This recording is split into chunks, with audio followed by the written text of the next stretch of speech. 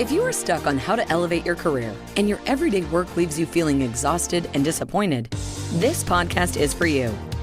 You're listening to Work Liberated, the intersection between personal transformation and career empowerment. Listen to industry experts who share valuable advice on dispelling burnout, anxiety, and stress in the workplace through life-changing and innovative strategies. Reconnect with your highest purpose, realign with your core values, and liberate your human spirit by unleashing your full potential in everything you do. Here's your host, Margaret Graziano.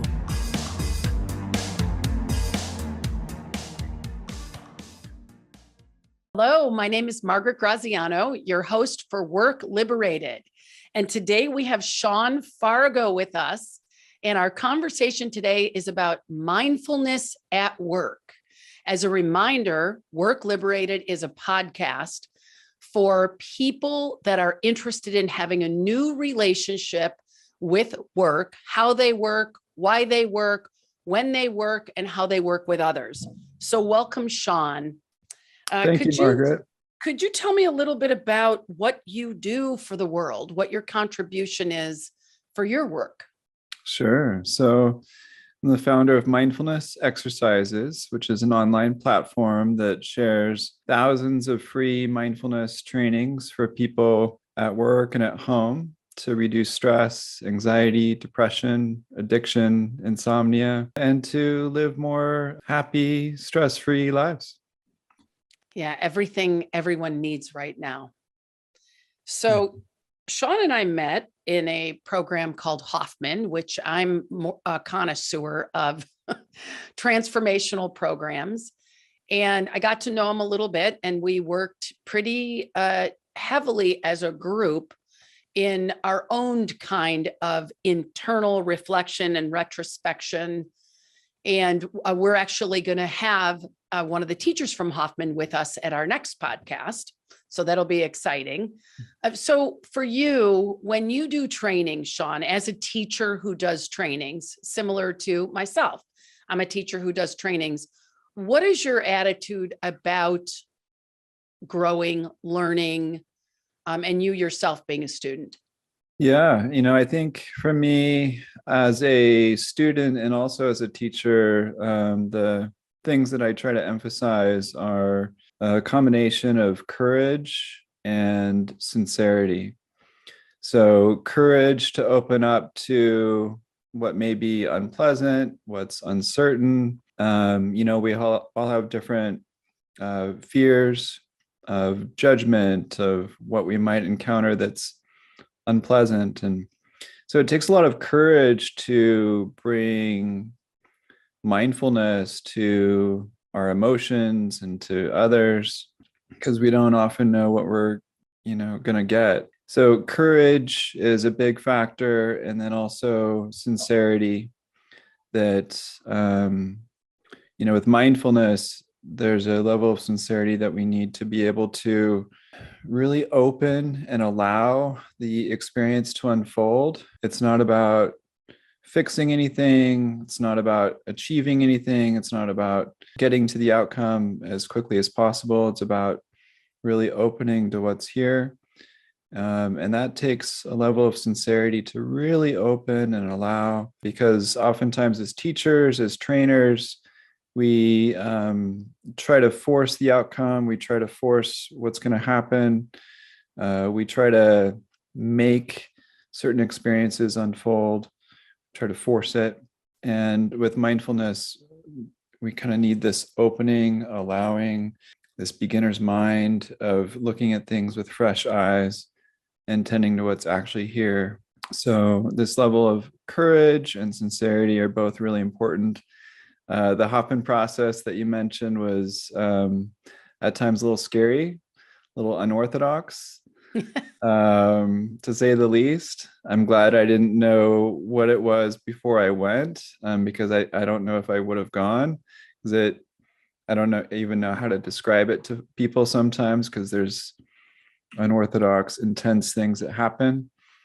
But it took a lot of courage to open up to what they asked us to do, and a level of surrender and sincerity to actually meet it as it arose and kind of just let it happen.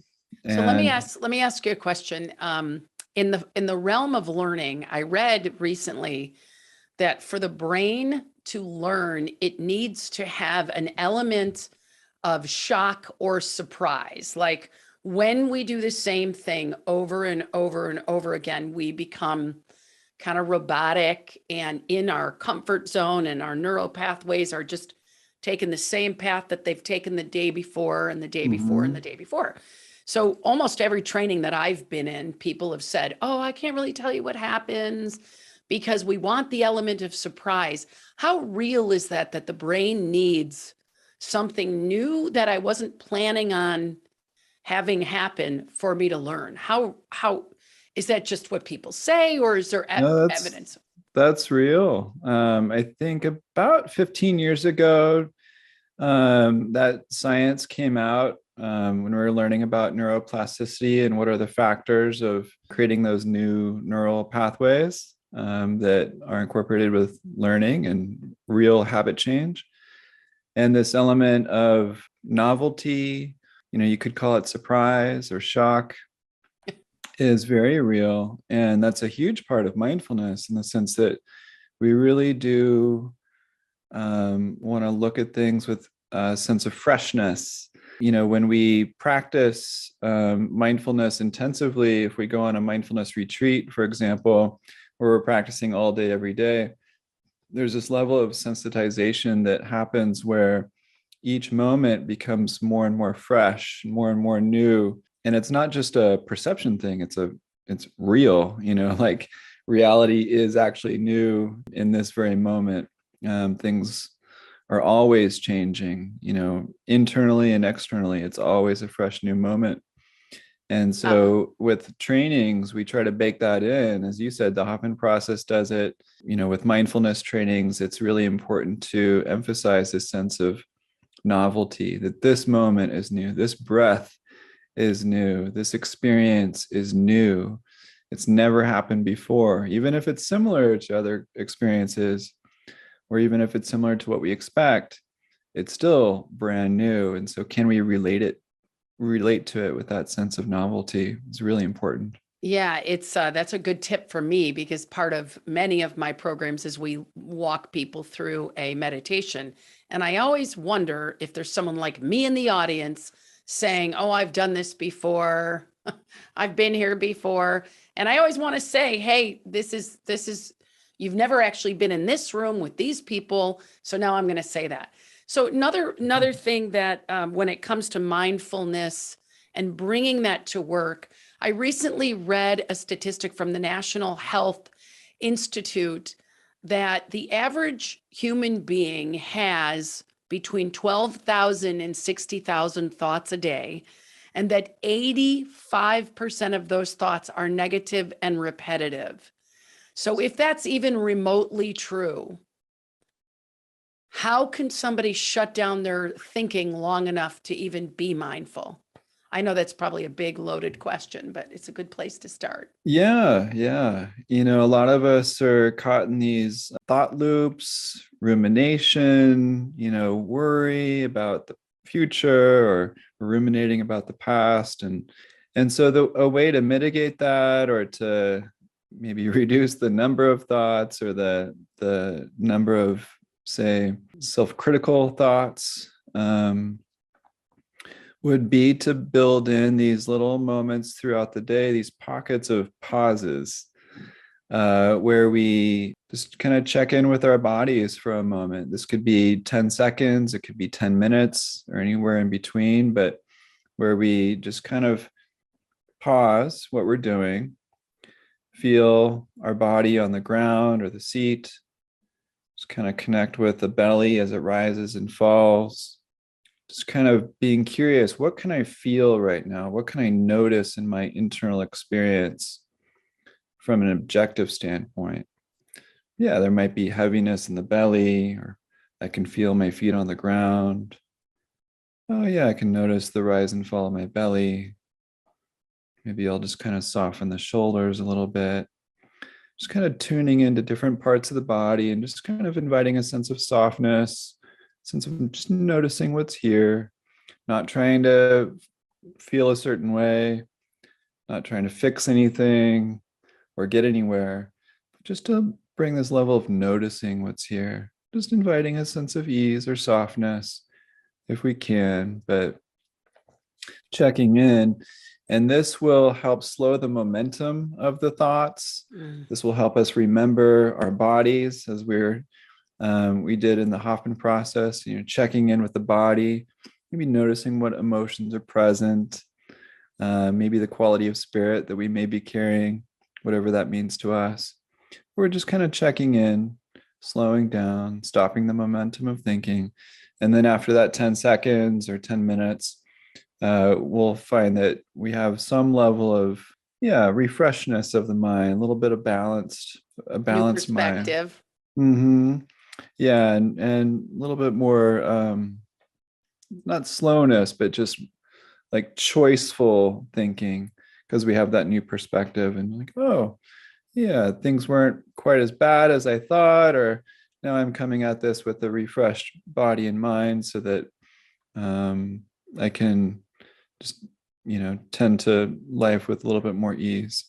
So for many of the people I work with, they're on the executive team, and the coaching that I give them is you've got to have white space in your calendar. You've got to have time to think.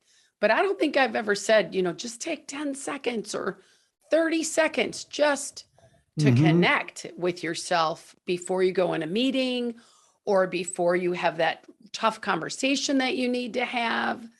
So that's what I'm hearing you say, even just pockets of time. Yeah. So at work, we can build these in a number of ways that are very practical and that don't seem too woo-woo or out there. They can be very incognito. Some people practice mindful walking on their way to and from the restroom. So just sensing the bottoms of our feet touching the ground as we walk, and maybe walking a little slower than normal, but just sensing heel, arch, toes, heel, arch, toes, heel, arch, toes. Inside the restroom, we can find these little pockets of pauses. More and more people are starting meetings with just 1 minute of mindful breathing, a little mini meditation, if you will. Some people, as they're waiting for people to come to the meeting, will just kind of pause and notice the rhythm of their breath or the sensations of the belly as it rises and falls. Lunchtime, you can build the last 10 minutes of lunch as a little mindfulness meditation.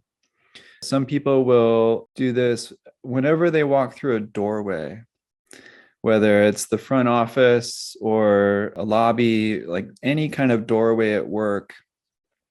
They will enter the room and wish loving kindness to everyone in that room, and wish them well, and maybe kind of notice each person, maybe tune into their energy, empathize to whatever extent they can, and just wish them well as people. Not that we're trying to get anything out of them per se, but we're just wishing them well as humans. So there's these little opportunities that we can do. If our phone, anytime a phone rings or anytime we get a text, we can just take maybe even just 5 seconds before we look at it, notice what energy we're carrying, and then answer the phone, and then look at the text. So just even 5 seconds before we tend to our phone. So I'm hearing a lot of self-awareness, like in order to even have the sense to say, I need to be mindful, we have to be aware of ourself even, right? Oh, I just walked through the door. I'm walking through the door, or I'm waiting for a meeting to start, or I might feel an agitation, right? I just got off the phone with the SEO guy and he says, our whole website is terrible. Yeah. I got to ground myself before the next call. Otherwise, I'm going to bring that level of nervous energy, which some people might call drive, but I call it nervous energy, into the next conversation. And so it seems like self-awareness is a big piece of it. What do you What do you Yeah, it's think? self-awareness, and it's really just remembering to check in, remembering to take these pauses. And the more we practice this, the stronger we build this muscle of remembering. And so a lot of teachers and mindfulness experts will talk about just remembering more and more often, checking in with the sensations of the body and the emotions. Um, but the more we practice, the more it becomes second nature. The more we just automatically start remembering these things whenever certain level of intensity arises. When we get that nervous energy, it might clue us in like, oh, I haven't paused for a while. Let me just take a moment to remember to check in. And Or then even through that getting to move my process, body, even step up and, move my body, get out of the chair. absolutely. Yeah. Drink some water, take a break, step outside. So let me ask you, on the heels, I mean, I think we've had 3 weeks now of extreme violence in our country, specifically like, with people with guns and kids and public places. And not just that, we had the Great Resignation where people were quitting their jobs in high volume, and now we're having something called the Great Termination, which is mass amount of layoffs. And so we've got, crime, politics, job security, stock market. When we talk about mental health, emotional health, mental health, what role does mindfulness play in a regular everyday person, no diagnoses, mental health? Yeah. It's highly important, and it's my favorite form of healing because it is very healing. Yeah, a lot of people are struggling with addiction, depression, anxiety, insomnia, and it's sad.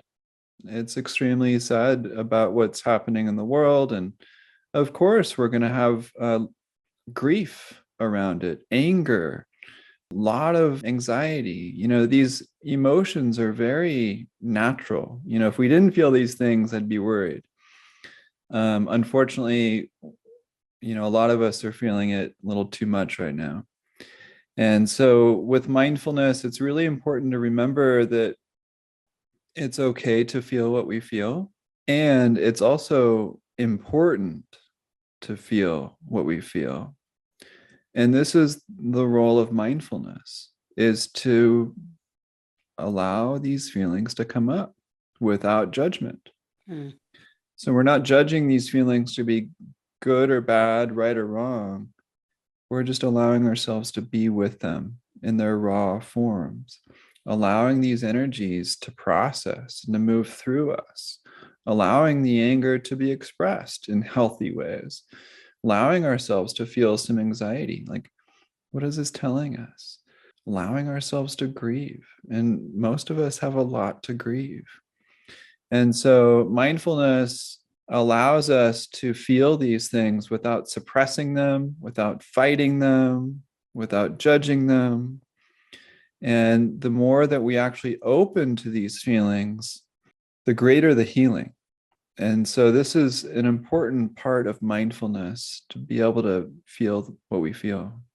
Yeah, so it's interesting because, as you know, Sean, and as the guests know, this podcast is work liberated, and the vision is to forever liberate the human spirit at work, liberate, to be free. And I remember the first time someone introduced me, my coach Ann Betts, who's also been a guest. She developed her and her partner developed these 7 energy levels of organizational effectiveness, which the lowest ones are hopelessness, fear, and frustration. And then we move above the energy ladder from courage to engagement to innovation to synchronicity. And I remember her saying, when you're in fear, your fear is there to tell you something. And Mhm. what most people do is if they're afraid or they're anxious, they push it down. they want it to go away. Or if they're angry, they've been trained, you can't be angry, you can't be upset. So they suppress it.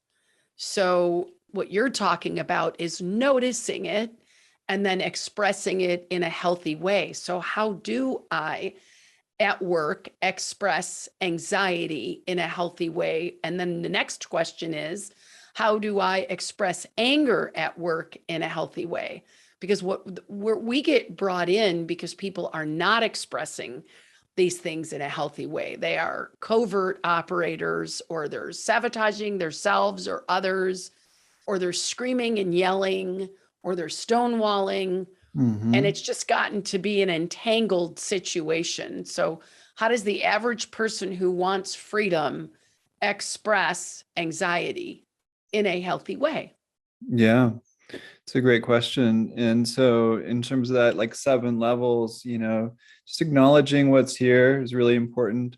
And there's this level of like empathy for ourselves, like what's going on. There's this level of self-compassion that naturally takes place. Like, oh man, there is a lot of fear here. What is this fear like in the body? Can I open to the fear? So we're bringing mindfulness to the core fears. We're opening to the fears, allowing the fears to intensify even within our window of tolerance. But the more that we're able to open to our fears without judgment, and this is a key part, without judging the fears to be good or bad, right or wrong. And some of us will judge them to be wrong, and some of us will judge it to be right. So we're softening the judgments of the fear itself, opening to the fear with some level of allowance, care, openness, tenderness. And that mindfulness and that self-compassion will help diffuse the reactivity around the fear, which is responsible for those unhealthy ways of expression of anxiety and anger. Yeah. Yeah. So the more that we're able to help diffuse the reactivity around it, because we're kind of tending to it with some level of soft, tender care, gentle awareness, we're then able to access ways of expressing them with some vulnerability, which takes courage. So for example, I might say, I'm feeling very anxious because you're telling me I just spent $10,000 on a website that doesn't work. I need to take a break. That's what I said to the guy. I said, I think I can't talk anymore. I need to go process this, because he wanted to give me more and more information. But I knew that had I taken any more information, I would go from anxious to angry at the other people who built the site. Right. So I was sort of proud of myself that I said, I can't take in anymore. Right now, I need a break. Yeah, absolutely. But what if that was my boss, and my boss was telling me that I wasn't performing? And then I say, I can't take anything else. Yeah. I need a break. Yeah, it's good to set boundaries for yourself and to to notice, I might say something I might regret. Let's just both take a break right now for me to process this and then return to this when I have more bandwidth. That's a very healthy way of relating to it. There's wonderful mindful communication trainings by Oren J. Sofer that I highly recommend. A book called Say What You Mean. And then there's a book called Difficult Conversations by the guys at Harvard who wrote about how to bring mindful communication to work. Great. But yeah, it's tricky. I think bringing curiosity is usually a good default. Like, oh, tell me why you're saying that. Can I get more context?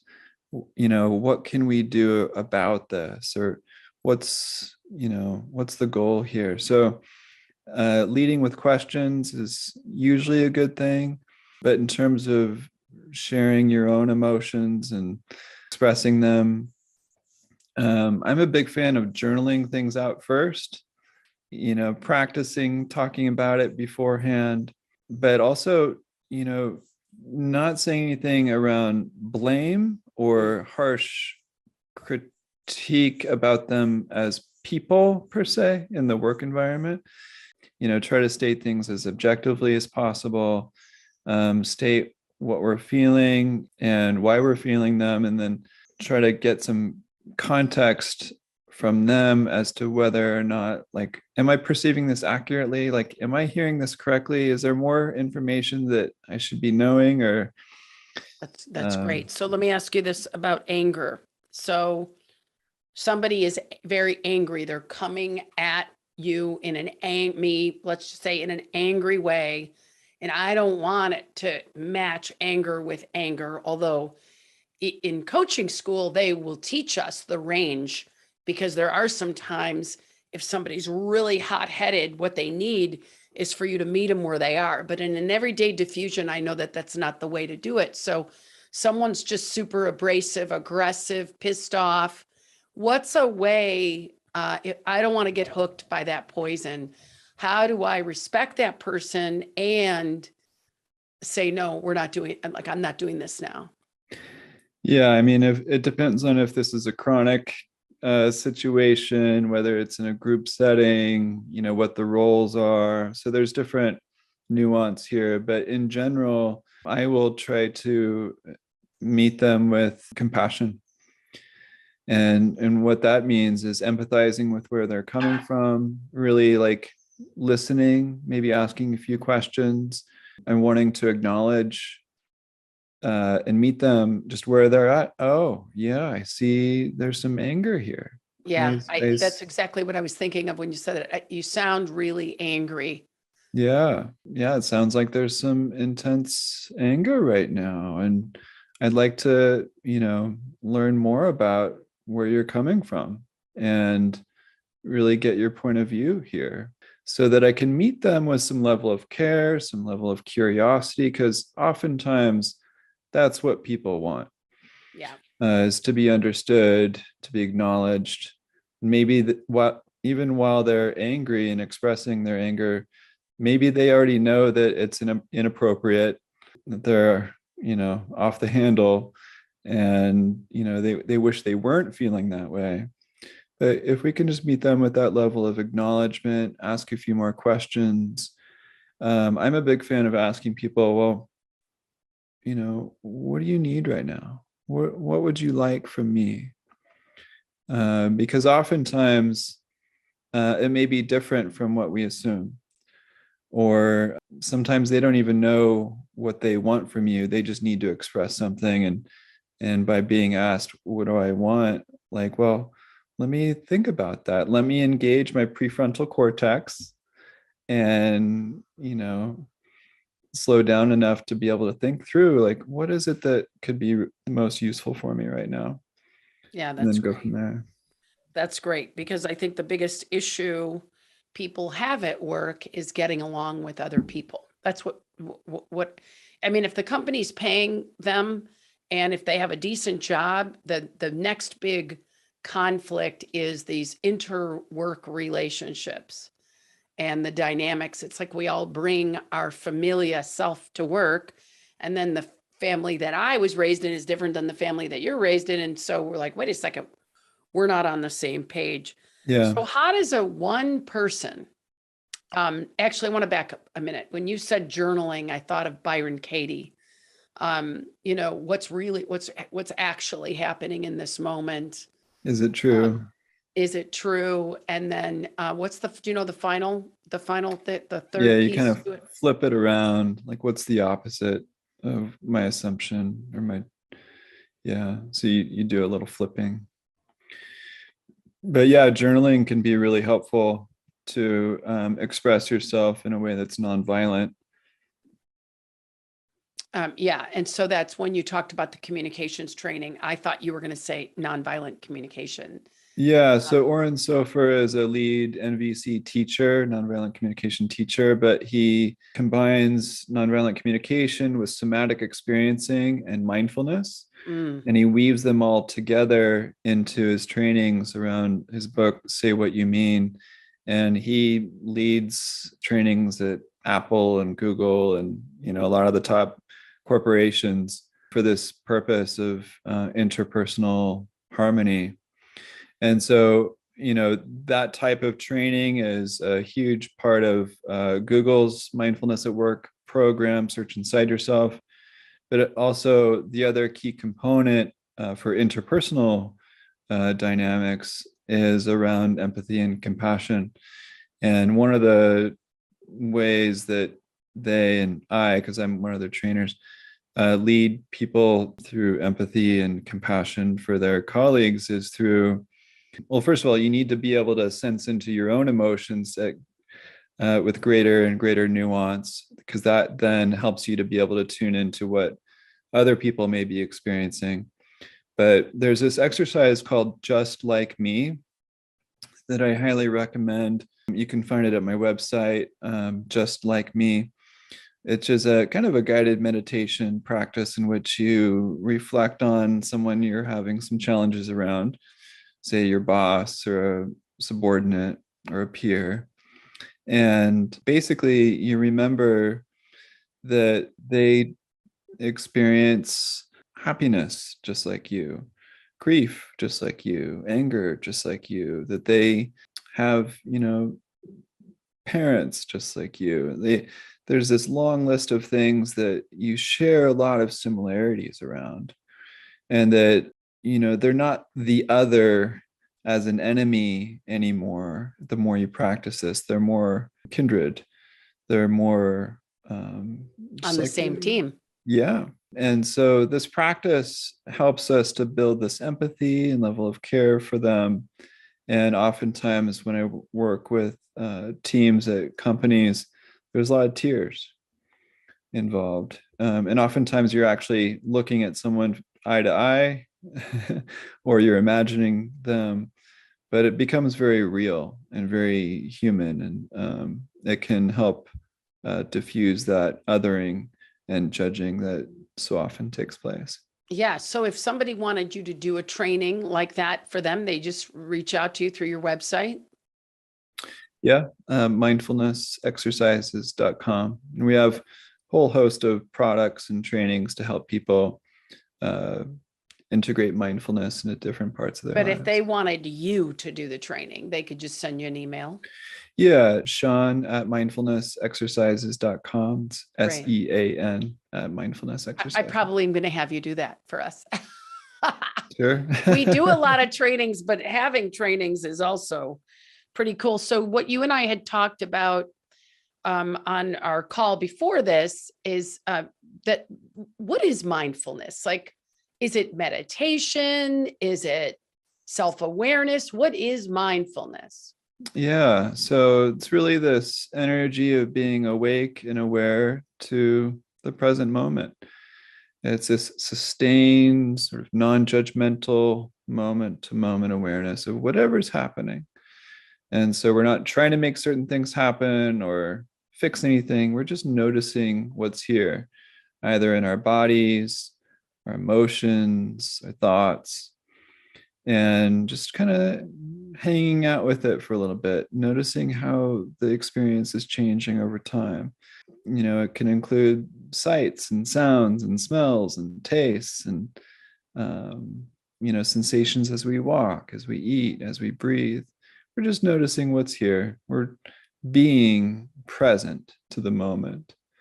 So it's not about thought control. It's not about believing anything. It's not religious or dogmatic. It's something we all already do anyway to different degrees. And so what I offer and what a lot of mindfulness teachers offer are just ways of increasing our mindfulness and integrating it into more parts of our life. And this can be within meditation.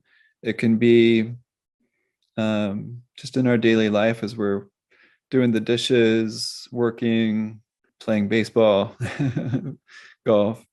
So we can integrate this sustained moment-to-moment awareness as we do anything. But meditation can be a wonderful sort of training grounds to cultivate it even more. So we also talked about what mindfulness isn't. So what are some of the misnomers around mindfulness? Yeah, it's sometimes when I say I'm a mindfulness teacher, some people say, oh, well, I'm, Christian or Muslim, I don't like any of that Buddhist stuff. And so it's not Buddhist and it's not Christian, it's not belief-based. It's just something that any of us can do anytime, just noticing what's in our own experience. And it can actually lead us to really walk the walk of whatever our faith is, whether we're Christian or Buddhist or atheist.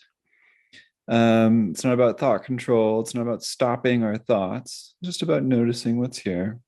It's not woo-woo. It's very evidence-based. A lot of neuroscientists have shown the efficacy and the validity of this practice and it helping our nervous system and our ability to be peak performers, our ability to connect with others in meaningful ways. Yeah. So, and it's also something anyone can do. It's not just meant for people who were born, kind of relaxed or, born from parents who were hermits in the mountains. Like this can be for anybody. If you're type A or type B, if you're driven or not. So let's talk about type A's because you said sports and athlete. Mm-hmm. And I have also been doing some reading. I'm reading a book called Peak. And you would think that it's got all sorts of stuff about working hard, but it starts the whole thing off with state of mind. And then, of course, I saw the Serena, the two sisters, Serena and Venus, Mm-hmm. and the kind of things that the father said to them, and then further reading the kind of focus that they had on the game, each of them individually, and then other athletes and even the warriors. You hear stories about that there is not necessarily mindfulness, but there's something going on with these athletes about being really present and aware. And I would say that all of it for me, when I hear you talk or when I participate, it's about giving myself access to this deep level of grounding in reality versus whatever story I'm making up about whatever's going on. So the average person who wants more freedom at work or even more power in performing, why does it work? Why does mindfulness work? Yeah, a lot of us are trying to fill our heads with so many concepts and kind of overthink our way through things, trying to control all of the stimuli.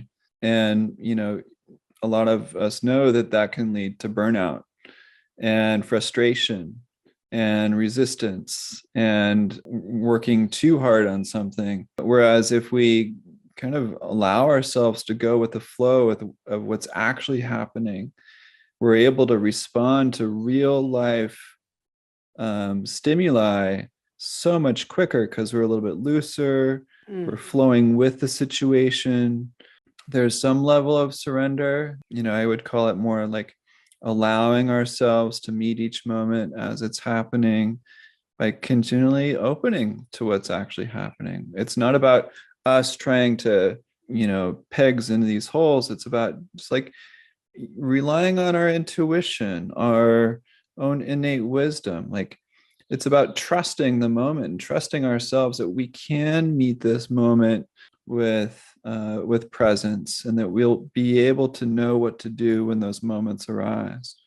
Yeah. And so there's a level of trust, surrender, allowance, that takes courage because it's like, well, what if I can't? Well, let's try. Yeah. Well, that's where we started. We started with courage. Yeah. So we're wrapping up. What advice would we were going to do a mini mindfulness practice. Do we have time for that? Do we not? Can we do something in 2 to 5 minutes? Yeah, we can. Yeah. Anywhere from 10 seconds to, 5 minutes is fine. We can do a little mini practice. Let's do a 2 minute. I'm ready. All right. Sounds good. So let's just maybe take a deep breath or two.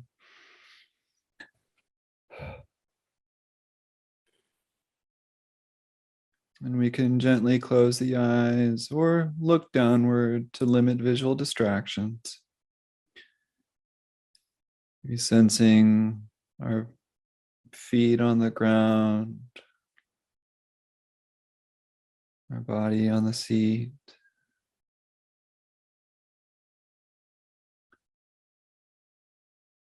Maybe softening the shoulders.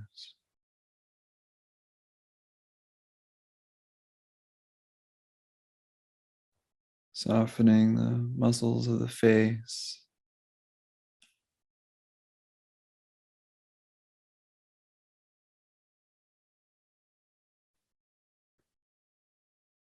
Allowing the belly to rise and fall with each breath.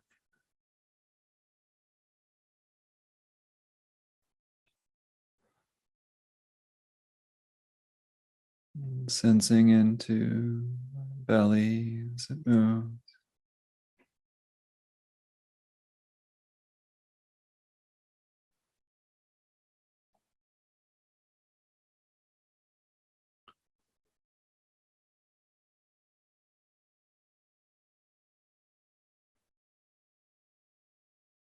Noticing what we can feel around the heart and the chest.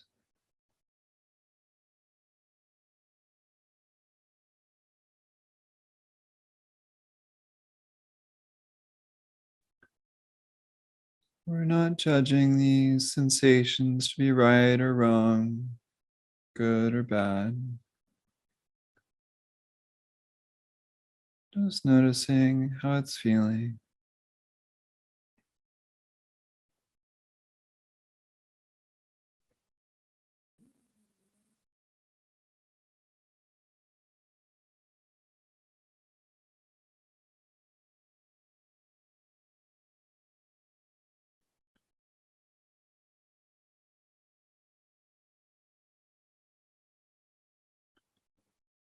And can we check in with the body from time to time? Just to notice what we can feel.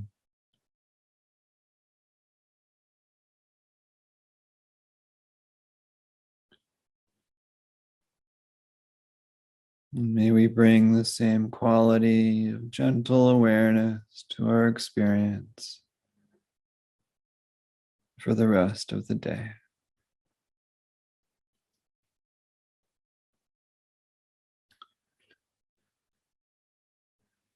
Maybe reconnecting with the bottoms of the feet on the ground, or the body on the chair.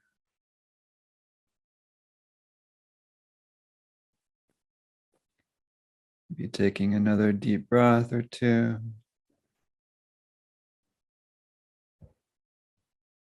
And slowly opening the eyes whenever you're ready.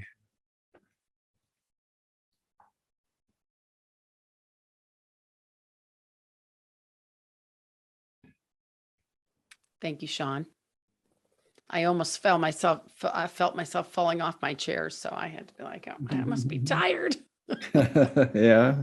Thank you though. Really, that's like 2 minutes and the perspective. I think the ability to slow without even trying, just to slow down, it just allows me to see that things might not be as bad as I think they are, or that there's a solution right around the corner. So thank you so much, Sean, for spending time with us on Work Liberated. And one more time, for people who want to learn how to do mindfulness, you have an online platform. Yeah, people can check out mindfulnessexercises.com anytime. Awesome. And we'll be Yeah. reaching out to you for our own, the one around the communication when you're upset. Yeah. Yeah. Especially we're working sometimes with clients who are very upset.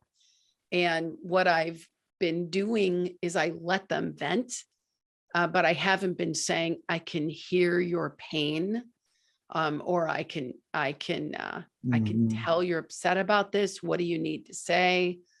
Sometimes, I mean, if the person's really on a tirade, I'll say, okay, do we need to take a time out? But I want to be able to meet that anger, because there's a lot of it right now in the world. with what's Yeah. going on. So thank you so much for your time. Yeah. And we'll make sure that you get a copy of this when it's ready. Great. Thank you so much for having me. All right. Thanks. Bye-bye.